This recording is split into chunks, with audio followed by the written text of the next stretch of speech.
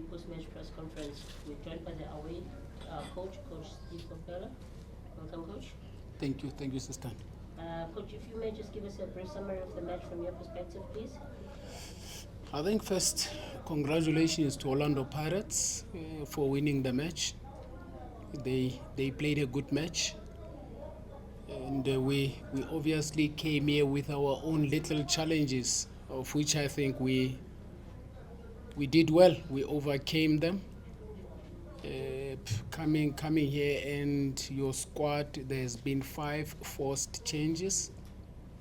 You never expect the new inclusions to cope 90 minutes, and in my opinion they did extremely well, irrespective the outcome.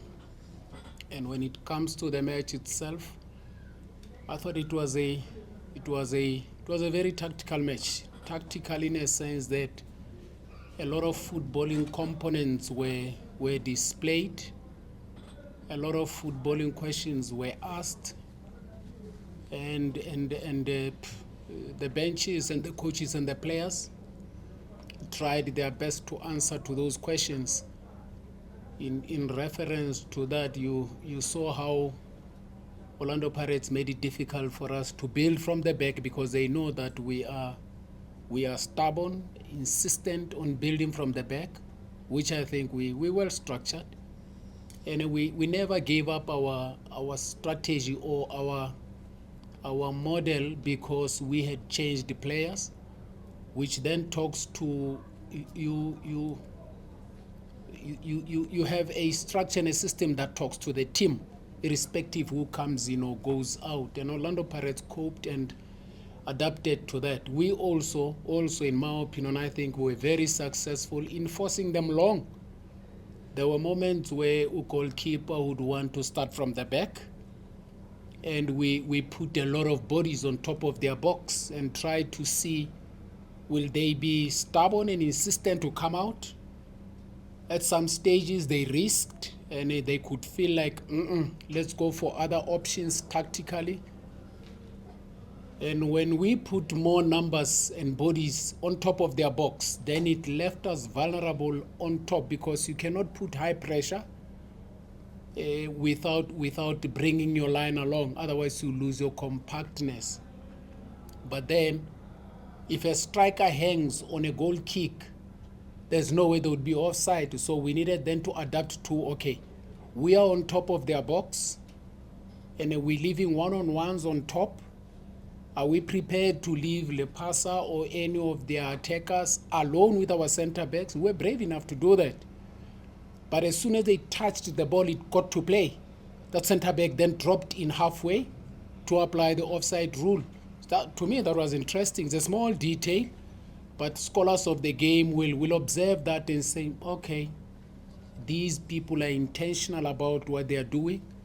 These people know what they are doing, and what they are doing is relatable to where the football game is going, and also with Orlando Pirates. So to me, that was the beauty of the match, which is what I said on my post-match interview, that at the back of a defeat, it's rare to come out satisfied and pleased, because what I saw in terms of application to me from the players we put in and from the opponent we played, they were talking the game, and which is a big challenge in a culture where, as the game evolves, there's a reluctance from participants to evolve with the game. I'll cite an example. Previously, the English game was all about crossing and finishing. If Paul Scholes had the ball, played it wide to David Beckham, we knew that the cross is coming. And as soon as the ball landed wide, the English supporter would be excited, knowing that the cross is coming. But in no time, as soon as they realize that, wait a minute, it's not about crossing and finishing. It's about build-up, short interpasses, combinations, up, back through, back foot, receive and drive. All those, they immediately adapted to the evolution of the game. My biggest question to us as a nation and South Africans, are we ready to adapt? We are reluctant. South Africans are not quick to adapt to the trends of modern football. We tend to be rigid, and we are stuck in old ways, even when the game is moving. And we have to move fast if we have to improve the game. Not only players, not only coaches, not only the wonderful people sitting on the couches in front of me in terms of educating people, but everybody must then bring that element of, wait a minute, what's happening here? If you look at Mamelodi Sundowns, you learn a lot when they play. If you look at Orlando Pirates, you learn a lot when they play. If you look at Man City, you learn a lot. You look at Brighton, you learn a lot. You look at Xavi Alonso and all these folks. Now, all those components should not just be stuff that we watch on TV and see, because the game is universal. Can we do them back home? Now, if you do that in South Africa, then they say, hey, but hey, you're risking the thing. I was saying, of the teams that build from the back, who are perceived to be at high risk of conceding goals, there are teams who've conceded the least number of goals. Before this match, we had conceded 7. Sundowns has conceded 3. And Sundowns builds from the back. We build from the back. 2 of the teams who build from the back, possession-based, have conceded the least number of goals. But somebody tell him, hey, why don't you risking this? Those who don't risk, who play route 1, go direct, they are the ones who concede the most. But then that should tell you something if you're a scholar of the game, to say, no, man, wait a minute. Which means if I go along, it comes back quicker and you can't step out. And when I build, then we are well, but you must be well structured when you build from the back. And everybody must be interconnected, knowing exactly keeper, first station pass. Where do you go? And if it goes there, what happens to everybody else? If these options are closed, what then do you do? All those aspects must be dealt with so that the game can grow. I saw those today. So part to this, as much as I'm talking a whole lot of other stuff around football, about football, this game to me had a lot of aspects that I'll go back, watch it, and still say, okay, I feel good about it, even though the results did not come our way. Then the second half, then the right wing at Pirates was just coming and coming. And there's nothing as difficult as a left back playing against a right wing who's left-footed, who drifts inside, which was a major problem. And the culmination of the second goal was that, even though basibambe ngale goal basibamba ngayo ku-Sundowns ku-MTN 8, and uye upule futhi Saleh, where he got on, I don't know whether the whole circumference of the ball was out or not, whatever, but he got in on the ball and brought the ball, it deflects off our defender, and second goal. From there, it was very difficult for us to come back. But I'm happy with how we performed, and I'm happy about the 5 players who went in, and I'm also very happy that what we keep working on as a team, as a group, we stuck to our guns. We've got 2 roving mics. Please, by a show of hands, identify yourself as well as the media company you represent. I'll start here. Punjola, I had luck on the result. I think it's fitting that we continue with how you ended. In the spirit of educating, what then do you say to say, well, it's good to play from the back, because this is the philosophy that you've also adopted. Do you continue with it even when you're perceived as not having the right players to play that particular system? Yeah, players must know how to play from the back. And clearly, you have to improve players. And through positioning, understanding which pass has to follow, knowing when they're under pressure what to do, if they're not under pressure what to do. You try give all these solutions to them. But at the end of the day, it's about them. They are going to take the decisions in a match. And we can't stop that, because we find it to be a sensible way of playing, more especially for African players. If you look at our team, if we play long balls, how many of those balls do you think Abadino Mango can win from Nda, from Sibisi, from Koki? It's rare. Uzuma, how many of those balls can he win when we go long? Upachi, how many of those? Okay, KG is very strong in the air.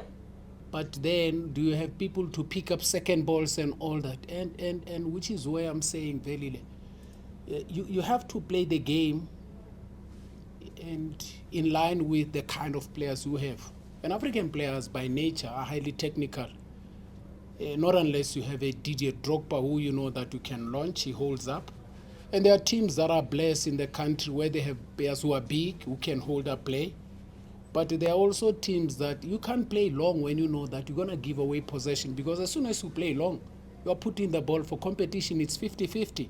Now, between a centre back and an attacker who's short, who's going to win that ball? You look at what Usipo did here. Every time Pirates came along, Usipo Sibia was winning the balls because he's a big boy. And now, if he wins that ball, the midfield must then pick up the second balls. But I'm saying at Moroka Swallows, the composition of your midfield as well. You did not have AJ, you did not have Bara, you did not have Umakuela, and you look at Van Rijn, the one who got in, Uskapeza. I mean, you can't expect this guy to be winning second balls and fighting for the ball. So all that you're saying is that, listen, let's start with the ball at the back because we have technique, we can pass, we can move, and we have speed. The only thing that I think then Moroka Swallows needs to start doing is to find a way to generate speed as soon as they have come out from a build-up, which is what I think Tottenham masters that very well. The change of tempo as they get into the midfield and going on a counter-attack. You create this counter-attack, and it's very, you'll find me very stupid to say you want to play on a counter whilst you're in possession. There's nothing like that.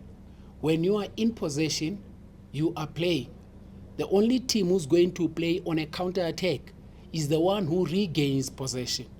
So then you have to create that artificial counter-attack whilst in possession.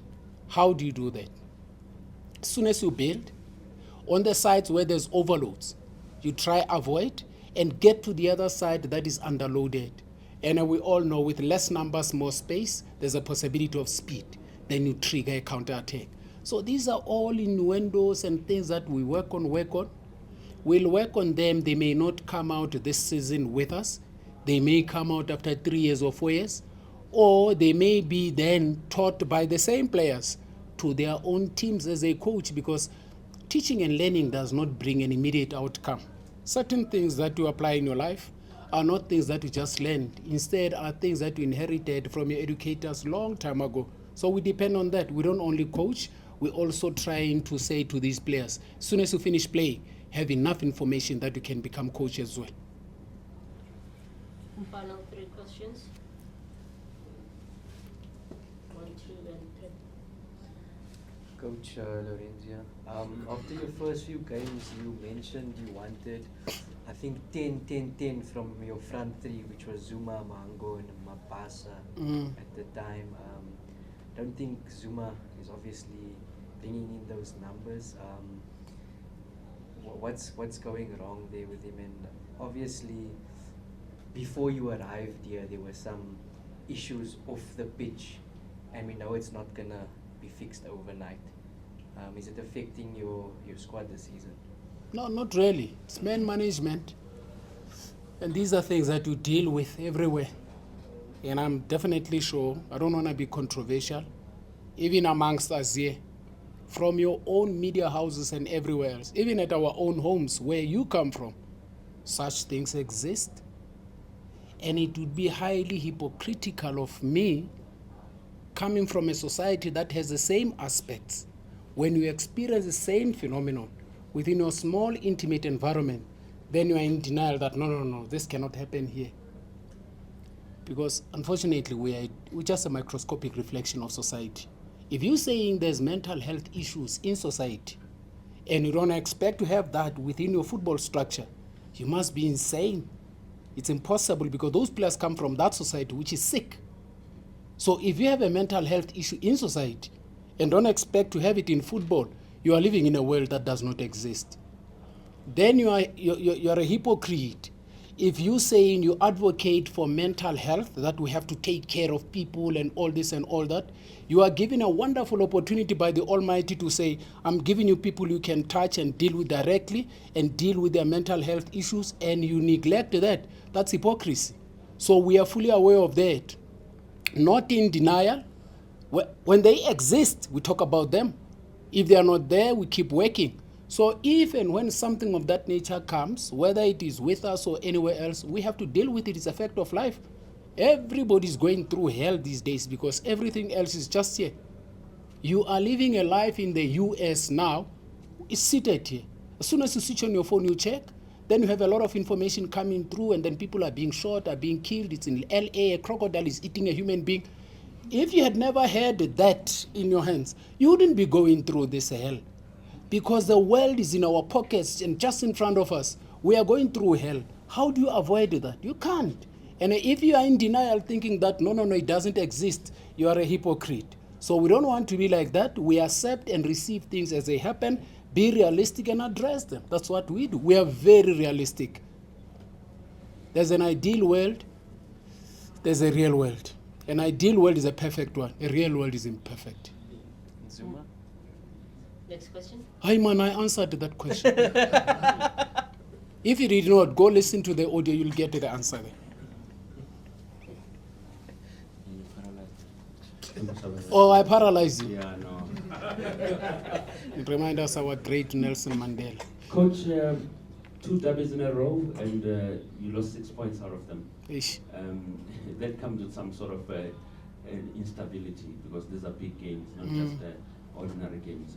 How do you fix that, looking at the environment where your dressing room finds itself? And still on the dressing room, coach. Can we please restrict it to one question? The coach has answered 3 questions in 18 minutes. So can we restrict it to one question? He Please? talks too much. Maisa, The coach talks too much. Timber's done. Thank you. Am I answering a question? Yeah, you're answering Okay, the what was the question. question, Shaba? 2 derbies. 2 derbies, okay. So he's got only one question. Yes. Thank you. Ngithanda kanjani Shaba? Bakuvalile. I must admit, it's not nice to be losing. And we have the desire to want to see Moroka Swallows as a Moroka Swallows that belongs to the Big Four. And for you to get to the level where you can box pound for pound, Morgan says it, with Sundowns, pound for pound with Chiefs, pound for pound with Pirates, takes a lot, because they built and built and built and built. Not that we didn't build, but we've had our challenges in the past. And we are saying there's processing goals in everything that you work on in your life. The small steps that you take, you have to take positives, whilst you know that my desire is to reach the destination. But in between, there has to be milestones. It's just a pity that we lost last week against Chiefs. We're losing today against Orlando Pirates. And these are your big 4. They belong there. We're also trying to get there. Just have to go back and reflect with the players and also challenge them to say, listen, if we want to belong to the league of the Big 4, we have to up our game with our limitations. And also just bring out the positives to inspire them. In my opinion, showing them the game model, compare both matches, and look at how we conceded these goals. Let's go to Chiefs. You saw how we conceded Leo goal. We could have done better. The first goal against Orlando Pirates, we could have done better centrally. And the second goal, we could have done better. So when you look at those, you say, but in fact, all the goals we conceded this year are goals that you say, but how did it come? How did it come? But it happens. So we have to learn fast. If we can manage to deal with that, then you'll win matches. Worst case scenario, you draw them. Final question. Thank you. Coach, Maskep, the power. Yes, Maskep, yes. So, just picking up from your, I think, first or second answer. Too many. In terms of your build-up play, Mm. you passed the first line of confrontation. Mm. Your players then decide to go long. Mm. But the guy was moving away from the box. Mm. How do you fix this situation, Coach, where even with the young boy, Van Rijn, okay? the passes that they would make, you were Mm. too far from each other. Okay. And even when you cross into the box, there's no one because you are still very far. But you could get from the first line confrontation, second one. Mhm. But when you get up there, it's only 3 attackers, but they are very far. And it doesn't give you the clear chances to score. It is the speed of entry in the final third. And I'm sure if we were to share with you clips and videos of the training sessions recently that we've been doing, it is predominantly to that. The creative zone and entering the final third. If we enter the final third wide, the opposite side has to step into the box. We need feet in the box. If we enter central, when we make those combinations, depending on how we want to unlock, then even on the side, we should be ready to receive, to play across and get to the end thereof. But Maskepe, to be honest with you, we can say these things and do them and do them and do them. The match is a different phenomenon. There's a simple instruction we had requested from the players who go to, okay, in our build-up play, We want to overload the midfield so that we can get the Pirates defenders answering the question of how do they deal with the overload in the midfield. And then when we do that, we want to see the reaction of the centre backs. Can we stretch them wide enough that they open up the centre? We can then have open the gates and move in. Just a request to a player to say, do that. We've been doing it at training. In a match, it's different. So sometimes you cannot falter players for not doing things based on what you had been doing at training. But you understand that these are humans. But the only thing that you depend on is that only practice and training can only perfect that. We'll work on that. The observation is right. Longer passes, a higher risk of losing the ball. Shorter passes, they have to be intense and fast. And you can only do that when you have players with a high technical ability. And the beauty of playing close to one another is that as soon as the ball gets lost, you have an opportunity to counter press. So these are all things that we work on as coaches. And I'm going to tell them that you told me that they don't listen. On that note, we bring the conclusion of our press conference with the coaches. We're recording. Thank you. Siyabonga madoda.